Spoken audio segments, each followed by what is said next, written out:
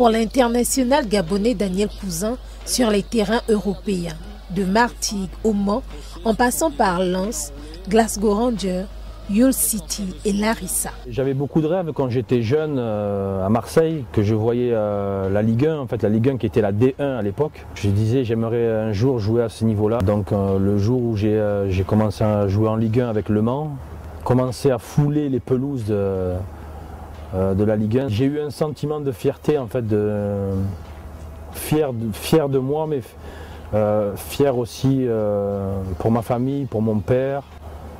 Parce que j'avais travaillé dur pour ça et c'était quand même assez incroyable. Mais après, quand on commence à jouer, ça passe. C'est au début en fait, c'est au début qu'on a du mal à réaliser, qu'on est arrivé à réaliser son rêve. Mais après, au fur et à mesure, on oublie. Bill Chato, ancien international camerounais, se souvient de ce bolide. J'ai rencontré Daniel parce qu'on a joué l'un contre l'autre quand il était au Mans et à Lens. Et c'est à ces occasions-là qu'on a pu s'affronter sur le terrain. C'est un joueur très rapide, musclé. À chaque fois qu'on jouait contre eux, je me rappelle bien que les coachs disaient souvent qu'il fallait faire attention à Daniel parce qu'il était très rapide, il était très impressionnant. Donc à chaque fois, nous les défenseurs, moi qui suis défenseur, on devrait doubler de vigilance. Au Racing Club de Lens, qu'il intègre en 2004, Daniel Cousin finit au cours de la saison 2005-2006 avec 13 buts au compteur en 33 matchs de championnat joués, se hissant ainsi à la 4e place du classement général des meilleurs buteurs de ligue. Transféré pour 1,5 million d'euros au Glasgow Rangers en août 2007, il joue avec le club écossais la Ligue des Champions et dispute une demi-finale de la Coupe de l'UEFA. Une première pour un footballeur gabonais. Ça reste un des plus beaux souvenirs de ma carrière parce que la Ligue des Champions c'est quelque chose d'exceptionnel. L'engouement autour d'un match de Ligue des Champions c'est comme si c'était la Coupe du Monde, c'est incroyable. Donc comment ça s'est passé? C'est que je sortais de Lens, d'une saison un peu difficile à Lens, donc je voulais rebondir à l'étranger, donc je ne voulais plus rester en France, donc je voulais rebondir à l'étranger. Donc j'ai quelques clubs étrangers qui m'ont appelé en Turquie, en Grèce, donc en Angleterre aussi. Donc, et après il y a eu Glasgow qui m'a appelé. Donc le coach m'appelle, me dit qu'ils veulent un effectif assez rempli parce qu'ils vont jouer la Ligue des Champions et qu'ils aimeraient bien que je vienne à Glasgow. J'ai pas hésité une seconde, donc, parce que ça ne se refuse pas de jouer une telle compétition. Surtout Glasgow qui était un grand club avec de grandes structures. J'étais content parce que ça a fait plaisir à ma famille, mon père surtout qui était un grand fan de foot. Donc c'était comme si c'était un rêve de gosse qui se réalisait. Un honneur, un clin d'œil de la vie à celui qui très jeune a fait le choix de travailler, de gagner et mériter son pain. De l'enseignement général à l'enseignement professionnel en passant par la pratique du football, Daniel Cousin est tout simplement, par la force des choses, devenu d'ici un professionnel de football. Je me suis inscrit dans une école de maçonnerie. Je faisais 15 jours d'école et 15 jours d'entreprise, tout en jouant au foot à côté. Donc après la maçonnerie, j'ai pas trop apprécié, pas trop aimé, donc je suis passé à la mécanique parce que j'aime beaucoup les voitures. Donc j'ai fait à peu près un an et demi de mécanique auto. Comme je faisais des essais dans des clubs dans le sud de la France, des essais comme à Nice, Cannes, Martigues, qui étaient une référence au niveau de la formation. Donc je suis parti faire des essais dans des clubs et donc à Martigues, ils m'ont proposé de signer semi-professionnel, donc j'ai accepté tout de suite. C'est vrai qu'un mois après, je passais mon CAP de mécanique, donc j'ai préféré prendre le foot que la mécanique. Le jeune homme qui a grandi à Marseille doit à cette ville son moral à toute épreuve et regrette de ne pas avoir porté au cours de l'aventure européenne les couleurs de l'OM. Ça a été une grande satisfaction pour moi de connaître déjà la Ligue 1 parce que j'en rêvais, et après la Coupe de l'UEFA avec Lens et la Ligue des Champions avec Glasgow. Quand j'étais jeune, c'était de jouer à Marseille. Donc à un moment donné, ça aurait pu se faire, ça s'est pas fait. Et j'aimais beaucoup aussi le Real Madrid, mais bon, vous savez, si c'est pas moi qui va jouer au Real Madrid, ça sera mon fils. Donc c'est pas grave. On va continuer à rêver. Saison 2010-2011, l'ancien Rangers connaît une période trouble. Après son passage à Larissa, il éprouve des difficultés à se trouver un club. En situation délicate, le Gabon, où il est né le 7 février 1977 à Libreville, lui tend la main à travers 3 de ses clubs, dont le FC Sapin, alors promu en première division. J'avais 3 clubs, on m'avait appelé pour Bitam, pour Mwanda, Sapin. Donc ce qui m'a fait choisir Sapin, c'est parce que c'est Pierre Obam qui m'a appelé. Donc Pierre Obam que je connais bien, que j'ai croisé dans le championnat de France quand j'étais jeune. Et c'était un ancien professionnel. Il m'a convaincu de venir jouer à Sapin. Je ne trouve pas les mots à dire. Daniel Cousin, c'est une icône, c'est une référence, c'est une pyramide de football gabonais. Au Gabon, je peux dire, il est connu comme la marque Coca-Cola ou bien Michael Jackson. Le fait venir ici, je peux appeler ça une révolution footballistique.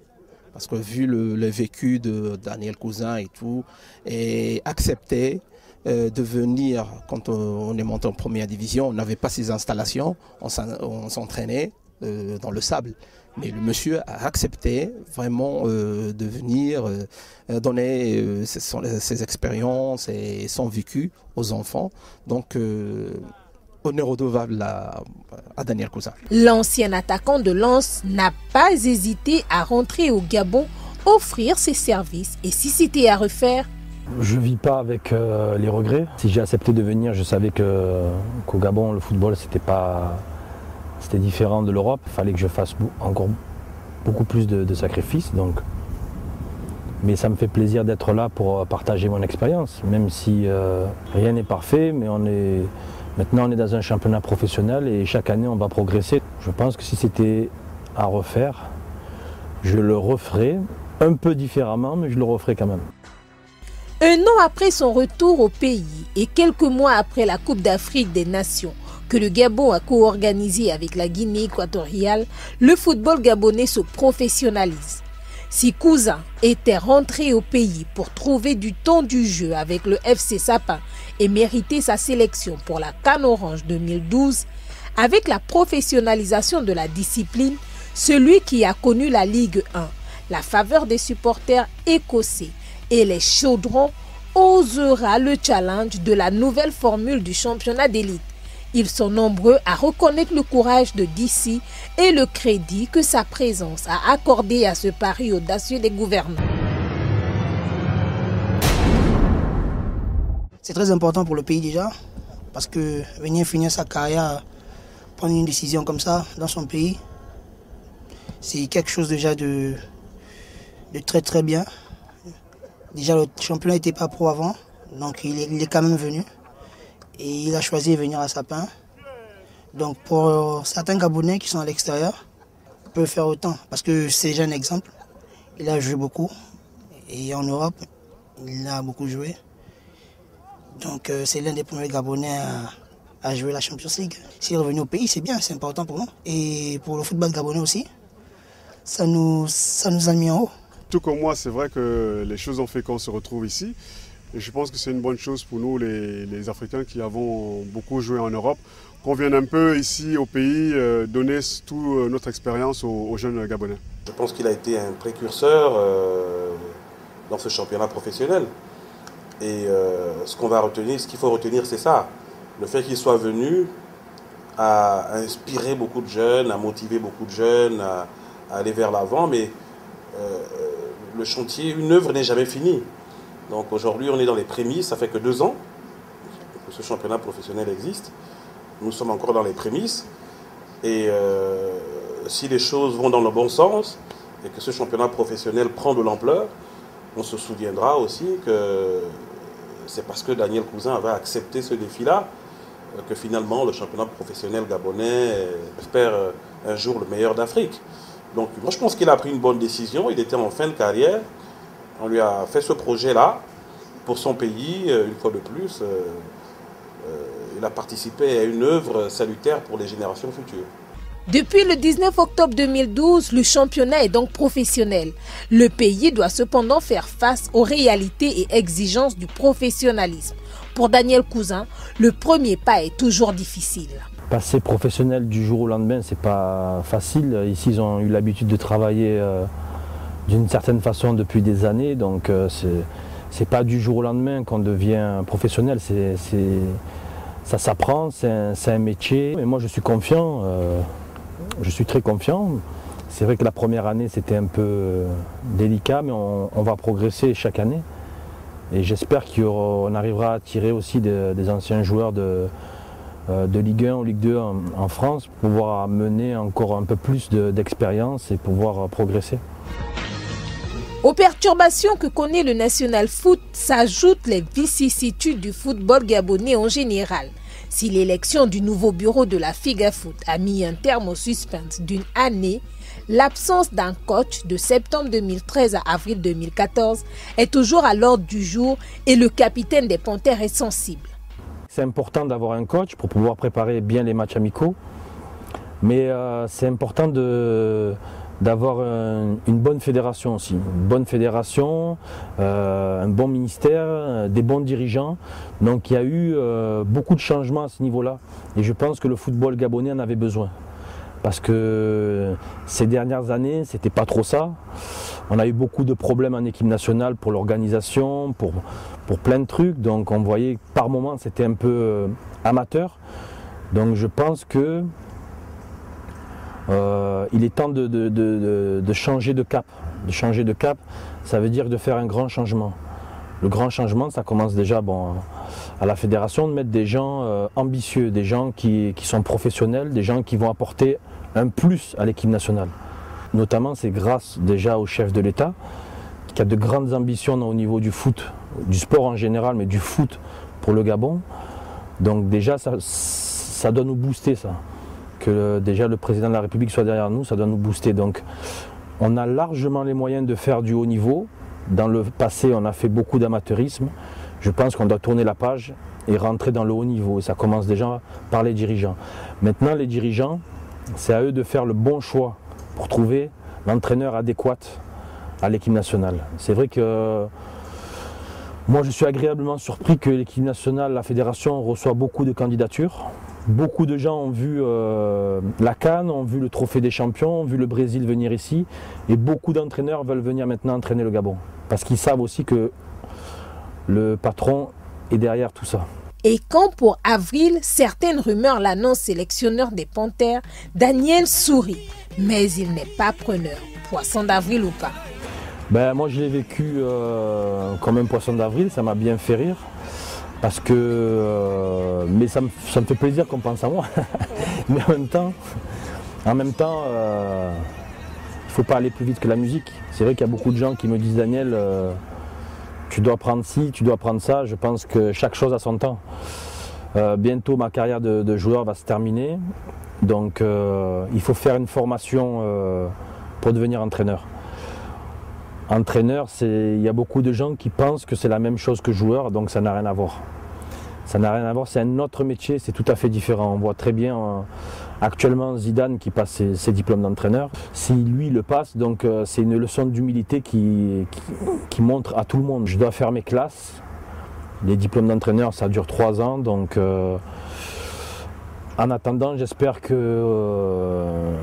le pays pensera à moi pour que j'occupe un poste décisif pour le football au Gabon. Mais je dois passer par la case des diplômes. Il faut prendre exemple sur ce qui se fait de mieux dans le monde, c'est l'Europe. Donc tous les plus grands coachs, on passe leur diplôme en Europe. J'ai fait pratiquement toute ma carrière en Europe. Donc je connais bien l'Europe, donc je passerai mes diplômes tout simplement en Europe. Et oui, comme par le passé, Daniel Cousin tient à ce que les choses soient faites dans l'ordre. Et malgré ses privilèges, veut mériter sa place entraîneur ou joueur. Une rigueur propre à l'attaquant sapinois qui autrefois a retardé son arrivée en sélection et fait couler beaucoup d'encre et de salive. Sa version. Ce qu'on doit retenir, c'est qu'à l'époque, quand j'étais en France et que je venais en équipe nationale, Donc c'était la gestion, c'était pas ça, l'organisation non plus. Donc c'est vrai, pendant à peu près 2 ans, 3 ans, j'ai boudé. J'ai boudé parce que moi j'étais un professionnel. Et un professionnel ne peut pas accepter d'arriver dans son pays, jouer pour son pays, mais être dans l'amateurisme. Moi j'avais déjà parlé avec les dirigeants, je leur avais déjà dit ce qu'il fallait un peu corriger. Même les joueurs avaient du mal à subir ce qu'on subissait quand on était jeune, donc les joueurs locaux. Donc moi j'ai préféré leur faire passer un message, clairement, c'est de dire je mets la sélection de côté parce que j'ai ma carrière en France et je ne me voyais pas venir au Gabon à chaque fois pour régresser, quoi. Si je viens au Gabon, c'est pour progresser, c'est un plus par rapport à la France, donc je ne dois pas venir ici pour régresser. Et à l'époque, je venais ici je ne sentais pas que je progressais. J'étais jeune, je sentais qu'à chaque fois que je venais ici, je reculais. J'ai fait comprendre ça aux dirigeants qui n'ont pas été réceptifs. Après, le peuple l'a un peu tourné à sa façon. Je pense que le peuple se posait beaucoup des questions, mais il n'avait pas de réponse, quoi. Pas vraiment de réponse parce qu'on ne m'a pas sollicité. Et les anciens de la fédération n'expliquaient pas vraiment pourquoi je ne venais pas en sélection.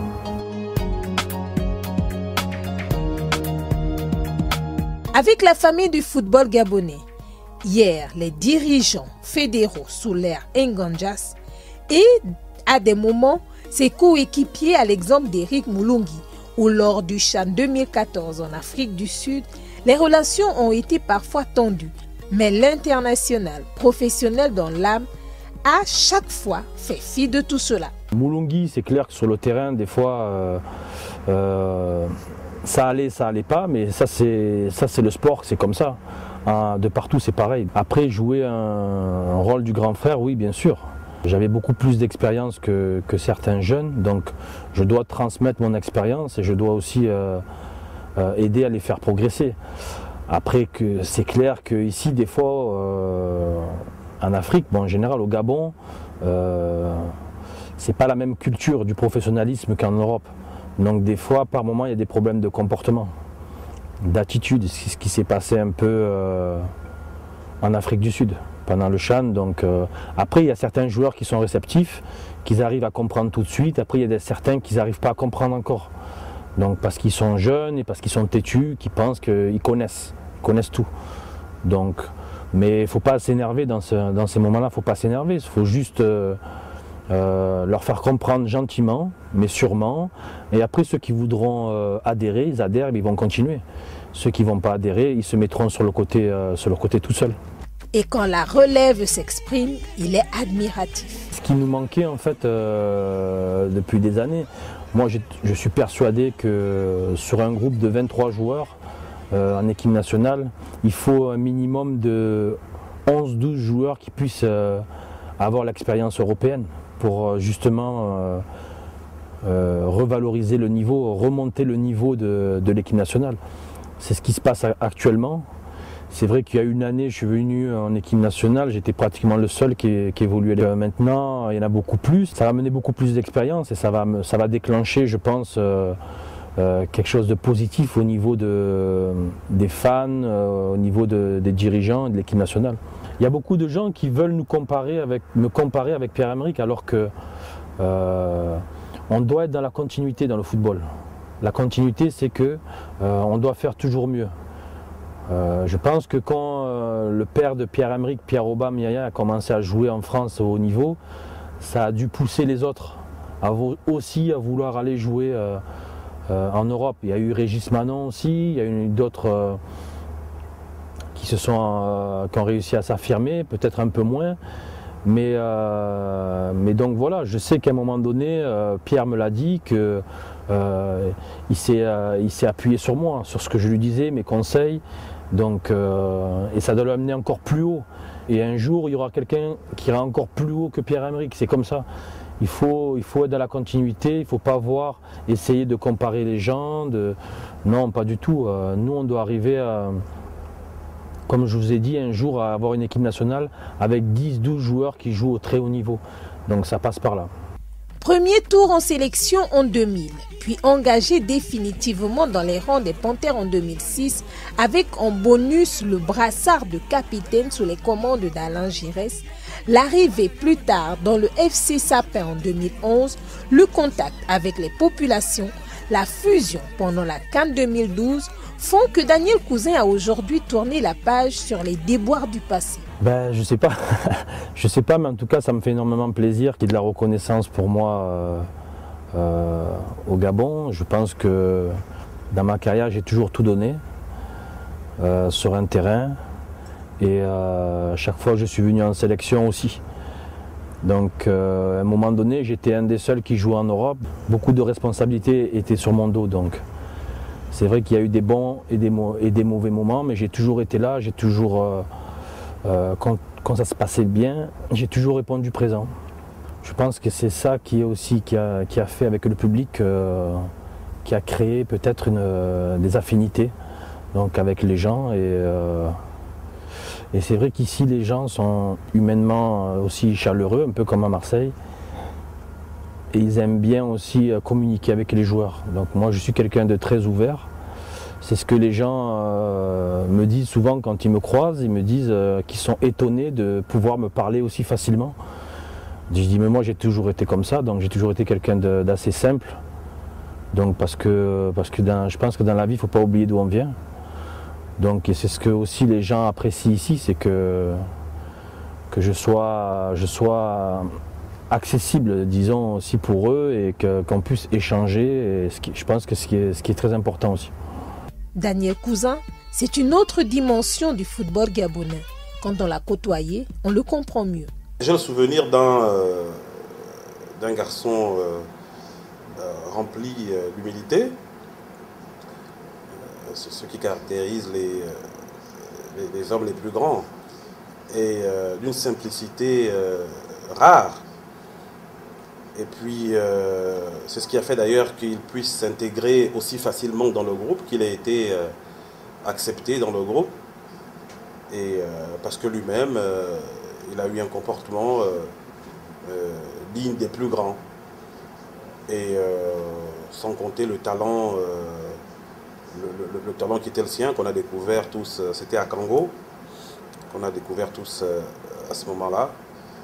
Et je dois avouer qu'il est difficile pour moi de trouver pour Daniel Cousin un défaut quelconque, quoi. En tant que footballeur, en tant qu'humain, il est difficile pour moi de trouver un défaut chez l'homme que j'ai côtoyé. Je l'ai côtoyé encore un peu plus tard, quand avec le ministre Ndemezo, nous avons fait la campagne d'Angola 2010. Et là, j'étais passé de l'autre côté comme dirigeant. Et j'ai retrouvé chez Daniel le même état d'esprit que celui que j'avais connu quand on s'est rencontrés la première fois. Et donc c'est quelqu'un que je pense qu'il a marqué sa génération, comme d'autres ont marqué la leur. Et je pense qu'il a inspiré beaucoup de jeunes contemporains. C'est quelqu'un que j'entendais parler seulement par des journaux, la télé, journaux de sport, c'est comme ça. Et j'allais au stade regarder le match des Panthères. Et c'est la première fois que moi je l'ai vu. Et je ne savais pas qu'un jour j'allais partager une sélection, inclure un partenaire de club avec lui, quoi. Donc personnellement pour moi c'est d'abord quelque chose d'extraordinaire. Et c'est une chance pour moi aussi parce que je le côtoie presque tout le temps en sélection, en club. Et il m'apporte beaucoup personnellement. Il me donne vraiment des conseils, surtout en matière professionnalisme. Ouais. Donc j'apprends beaucoup et beaucoup ici aussi. Tout ce temps que nous sommes, il nous apporte quand même. Il nous apporte beaucoup. On est satisfait parce que l'épreuve, quand il est arrivé à Sapin, il a fait une grande canne. Mais maintenant, c'est vrai qu'il est en fin de carrière, mais toujours sa présence transcende les joueurs et l'adversaire. De 2000 à 2014, c'est au total 55 sélections avec les seniors pour l'attaquant gabonais, avec quelques regrets, comme ne pas avoir fait en 2012 mieux que les quarts de finale de 1996 pour le Gabon. Mais c'est aussi la satisfaction du trophée de la Coupe CEMAC 2013 que visait avec assurance le coach Bouguinza. Il avait dit ça au début parce qu'il sentait qu'on avait un groupe costaud, capable de remporter la CEMAC. Mais c'est clair que j'aurais aimé aussi offrir la CAN. Sa sortie face au Mali d'Alain Giresse dans un stade de l'amitié bondé reste présente à l'esprit. Bien sûr, mais moi je pense que honnêtement, ça a été le choix du coach. Donc le choix de changer de tactique à 20 minutes de la fin, après il a fait le bon choix ou pas. Bon, on a perdu le match derrière, donc tout le monde a traduit ça comme un mauvais choix tactique. Donc c'est vrai que moi, au moment même où il me sort sur le banc, je ne ressens rien parce que pour moi, quand un coach fait un changement, c'est pour apporter un plus. C'est pour dire, bon, là, il y a un joueur qui est un peu moins bien, donc on va apporter un plus pour pouvoir gagner le match. Donc malheureusement, ça s'est retourné contre nous. Ça s'est retourné contre nous parce que le système tenait bien. Et donc après, dès qu'on a changé, c'est vrai que ça a beaucoup déstabilisé notre équipe. Mais vous savez, dans le foot, c'est pas facile de prendre des décisions des fois. Donc le coach, à mon avis, a fait comment il le sentait.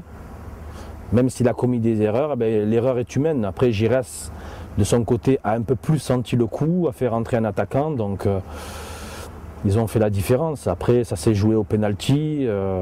C'est vrai que pour moi-même, personnellement, il y a beaucoup de déceptions. Parce que c'était chez nous et je pense qu'on avait la place d'aller en finale. Mais il y a aussi de la satisfaction, c'est parce que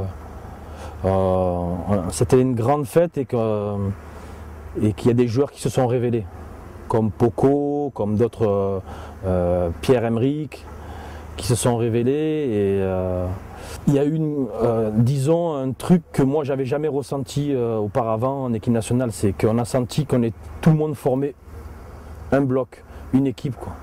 On sentait les supporters, on sentait les joueurs, c'était tout un pays. Donc pour moi, je pense que ça a été un mal, mais pour un bien. Donc il faut se servir des erreurs qu'on a commises dans cette CAN pour pouvoir progresser dans le futur. Aujourd'hui, il espère 2015, si on veut encore de lui. Bon, c'est pas fini, il reste la CAN 2015 au Maroc. Donc j'espère qu'on comptera toujours sur moi.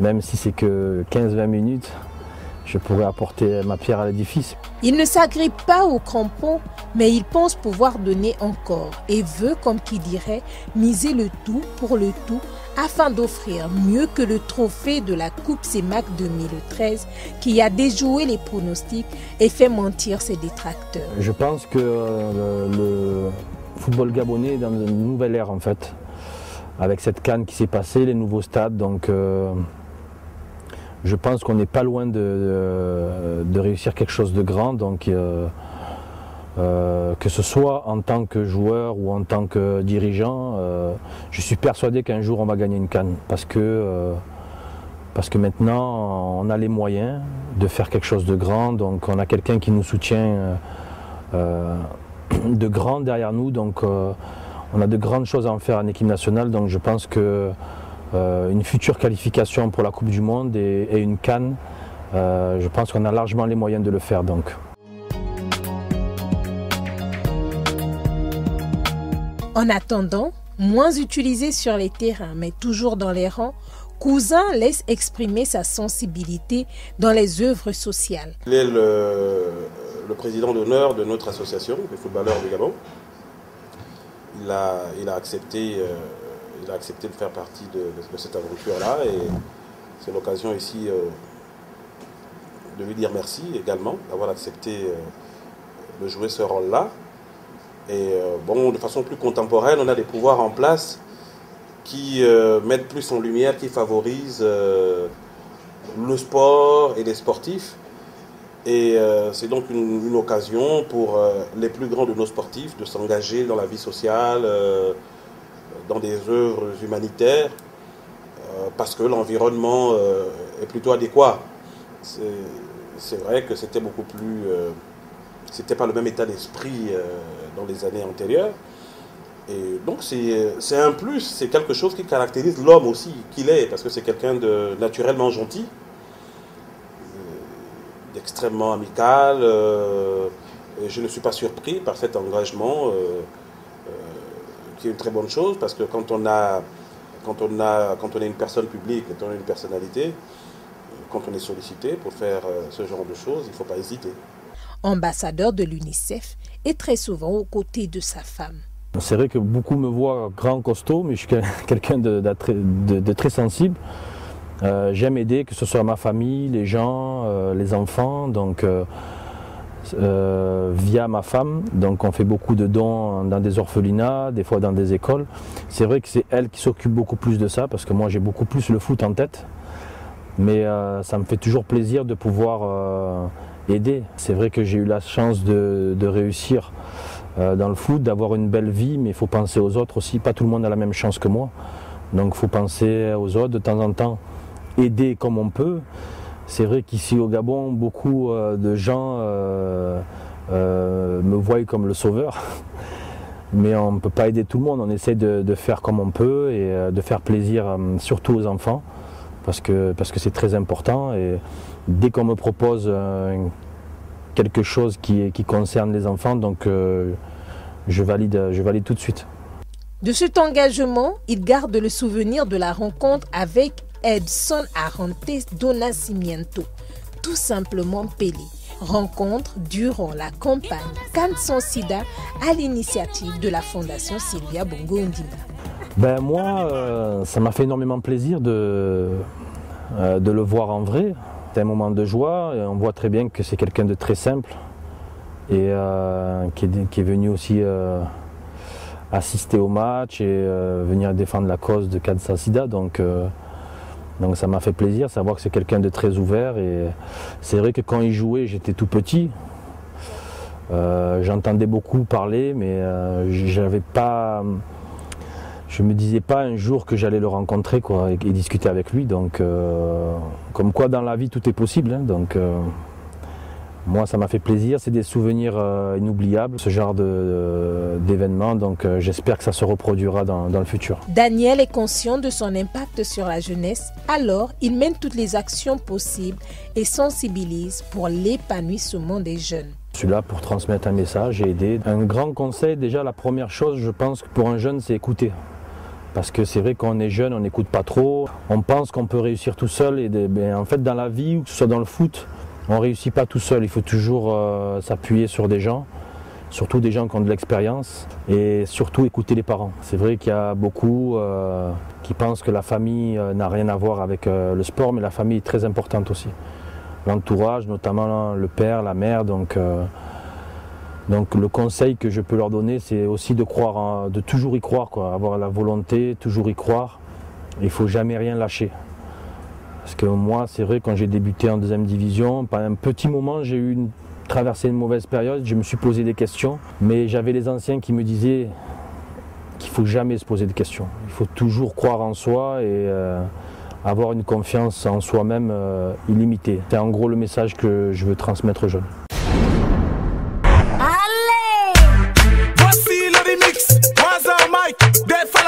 Le mato, dancehall commando, version Gaboma. Ceux qui kiffent pas, c'est les alos, les cancamboys, les bangando, les kindanga. Tous dansent le mato, les monas des pivots, même la vieille, le boss. Tous dansent le mato, les cancamboys, les bangando, les kindanga. Tous dansent le mato, les monas des pivots, même la vieille, le boss. Tous dansent le mato, Manito, la life devenue kinda comme un coup de mato. Brasse pas les bras, trouve-toi un job si tu veux avoir le colo. Si t'as les poches vides, même ta go va te traiter de rigolo. Yo toi écolier, lâche pas l'école pour venir danser le mato.